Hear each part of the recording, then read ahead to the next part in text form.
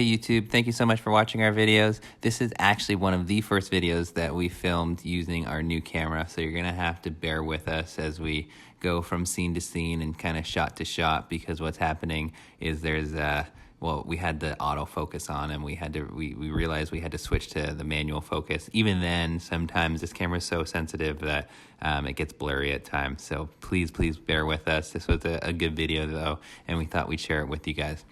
So here, what you can see is I'm working on the distal edge of the hallux, and you can see the amount of callus buildup in this area. So you can also see there's kind of that crack there on the medial distal side. So you can see me working on it right now. This would be known as a fissure. It's not quite open at this point, but sometimes those cracks can open, and it's due to the anhydrotic tissue. And the anhydrotic tissue is very visible here on the heel. So you can see how dry that skin is. That skin would be dry due to the lack or poor circulation. So you can see that it is dry there. Here I switched to the other hallux, and again, you can see how much callusing is on this hallux as well. When you have the hallux callus here on the IPJ, it can be in numerous reasons.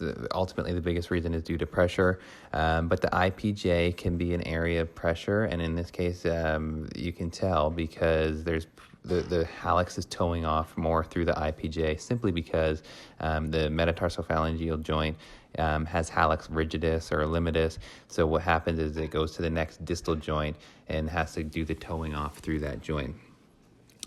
So you can see that it gets a lot of pressure build up there.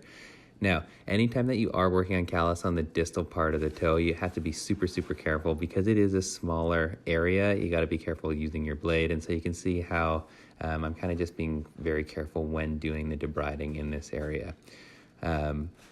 So again, here you can see on the IPJ there how much callusing there is there, and that's because they're towing off through this area. So the patient in this case is towing off through that joint because the first metatarsophalangeal joint is not dorsiflexing as much as you can. So what happens is the foot abducts, meaning moving away from the body, and then the foot rolls over on the medial side and through this joint. So you get a lot of callusing or hyperkeratosis in this area.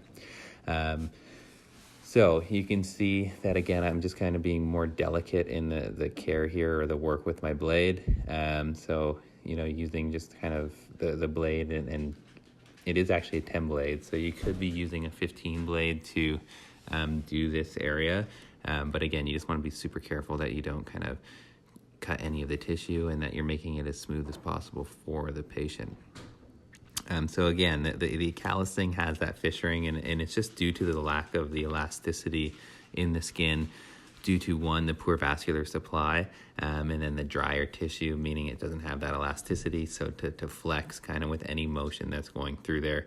One of the biggest things for this is, you know, cream their feet like crazy. So try and cream it at least 2 to 3 times a day, and you notice kind of vast improvements there. So again, you can see that we're just kind of being extra careful, working on the fissures there.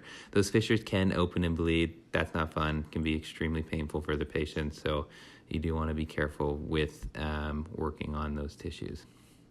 So again, I'm being careful just working on the apice of the toes and taking off any callusing there for the patient, so that when they are walking, it will feel much better.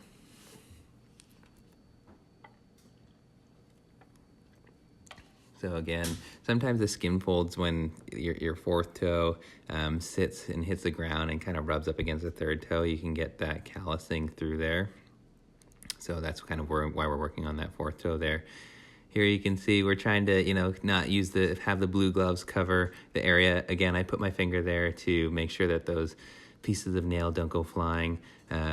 But you can see I'm trying to make those nails as smooth as possible. So the hallux is the way they grow, is so they have been damaged, obviously, to grow like this in this shape.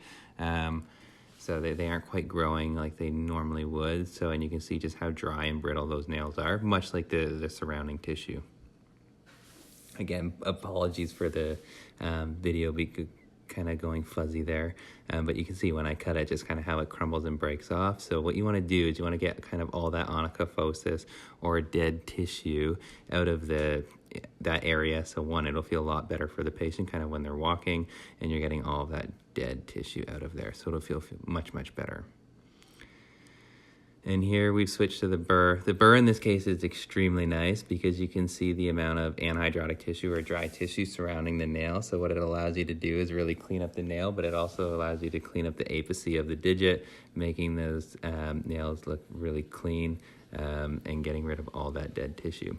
So when you do treat the tissue, the anhydrotic tissue, and you get rid of all of that dead tissue or hyperkeratotic tissue, and then you cream it, you're basically increasing the longevity and the healthiness of the tissue. So here you can see kind of I'm working on any of that callus tissue to make sure that we're getting rid of as much as we can and then having that elasticity there.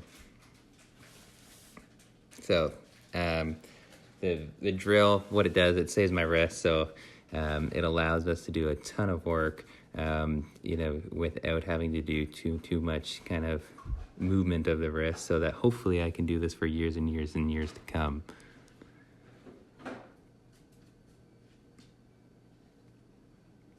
So you'll notice here on the second digit that nail is actually quite thick. And so again, you can see because that toe is clawed slightly, what's happening is the patient's walking more on the tips of their toes. So the nail has then become thicker in that case. So here you can see it's nice. You can see exactly how much work's being done with the drill and how much of that onychophosis or dead tissue or buildup of skin in and around the nail there is. So here you can see that I'm using the drill there. One nice thing about the drill is you can kind of go very light and you can kind of clean up the nail, but here you'll see that I actually apply a lot of pressure, and when I'm applying the pressure you can see the amount of dust that goes flying off. But what that does is it takes the tissue down faster, and then it makes it speedier and the process faster, but it also kind of makes that nail nice and smooth. And then when the patient puts on their shoe, there isn't so much buildup of the nail, so it's not painful. A thick toenail can be extremely painful because what it does is it pushes on the nail bed underneath, and then it causes pain to the patient, which can be quite annoying. What's nice about using also the burr there and kind of that diamond shape is that you can really work on the apice of the digit and not have to worry about cutting it, because it has no sharp pieces, so it'll simply just roll over the nail or the toe, and you have no fear of cutting the patient. Whereas if you were to use a Moore's disc, and if you kind of hit that side of the nail, you'd cause them to bleed. So it's super easy to use this burr. And again, you can see how I'm kind of cleaning up that nail and making it nice and smooth, taking away all of that lifted nail, and then cleaning up the nail bed itself. So here you'll see I use kind of that tip of the nail to clean up the nail bed and clean up as much as you can there. And you can see by the tissue that goes flying off how much is actually there. So it doesn't look like there's quite a bit, but then when you see kind of the burr go over it and how much comes off, you can see how much there actually is. So again, that will feel a lot better for the patient.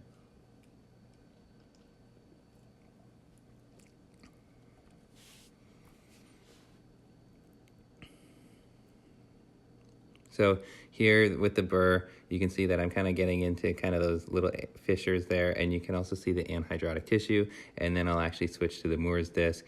And here with the Moore's disc, what we're doing is we're just kind of filing down the bottoms of the feet. And so that anhydrotic tissue. And then so when you moisturize, it'll make the skin look very healthy, which is awesome. And that's what you kind of, then when you educate the patient and make sure that they're trying to moisturize at least twice a day. If you can moisturize twice a day, you'd be amazed how much more viable the tissue and how much more healthy the tissue is. So it's just really trying to encourage your patients to moisturize as much as they can, much like brushing your teeth every day or twice a day. It's the same thing with kind of creaming your feet. It's another thing to add to the routine, but once you do, you'll notice quite an improvement, especially with someone who has dry feet. So again, here, kind of switch to the other side. You can see that the legs are swollen in this case. So this person would be a candidate for compression stockings because of the venous insufficiency there. And you can see how there's just the anhydrotic tissue on the leg there as well. So compression stockings would be used in this case, and is highly recommended to the patient as well. And again, so you just want to kind of use your Moore's disc to clean up the heels. So you can see how that Moore's disc could easily cut a patient there. So here, what I'm doing is I'm just, again, applying some emollient to the nails. And then once I've applied that, then you'll actually see that I use kind of 70% isopropyl alcohol then to kind of do the final clean, get rid of all of that dead tissue that we cleaned off, but then also to make sure that it's nice and clean for the patient, and it's a kind of as sterile as an environment as we can get. So you can see that I'm kind of cleaning it through there and just making sure that its toes are nice and clean. Anyways, thanks, guys. All the best. Stay tuned for more videos and the surprise that we mentioned 2 weeks ago. Thanks. Bye-bye.